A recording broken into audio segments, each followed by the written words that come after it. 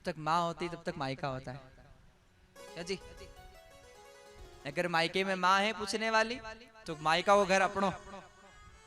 बेटी रो, बेटी जाएगी रसोई में जा सकती है, जो बनाना है बनाकर।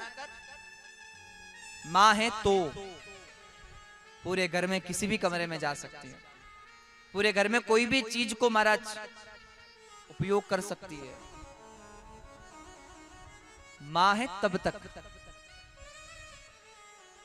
वो घर बेटी का होता है, वहां की चीजें बेटी की हुआ करती है।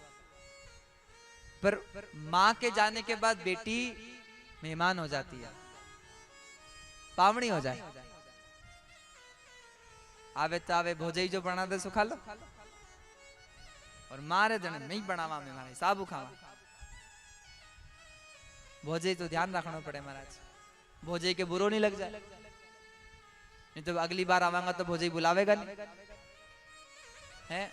और यहाँ अगर माँ रहती है तो माँ को कोई बुरा नहीं लगता, बेटी स्वतंत्र रहती है जब तक माँ है।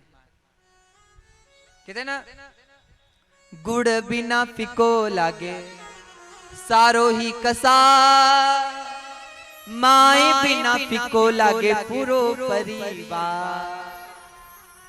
जिस प्रकार गुड़ के बिना, शक्कर के बिना सीरा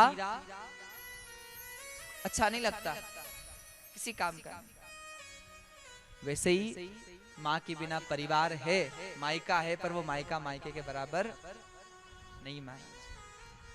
काजल बिना तो कई आँखियां तेज, मायरली बिना तो कई बाप जीरो है। भले ही पिता है पर माँ नहीं है। तो आज सती माता की माँ सादर भले ही मिली एक माता। ससुराल में कितना ही दुख हो, संसार में कितना ही संकट हो, पर जब बेटी माई के आ जाया करती है और प्रेम से माँ के गले लग जाया करती है और अपना दुख मैया को सुना दिया करती है, तो सारा टेंशन, सारा दुख दूर हो जाया करता है। और माँ नहीं है तो ना तो सास को कह सकती है, ना भौजाई को कह सकती है। सास के कहने जावा तो सास के लो एक तो पैर में पूछे को नहीं, इसको तो कोई पूछने वाला ही नहीं है, तो वहां सम्मान कम हो जाए। और भौजाई से कहें तो वो उसकी नजर में सम्मान कम हो जाए। पर एक माँ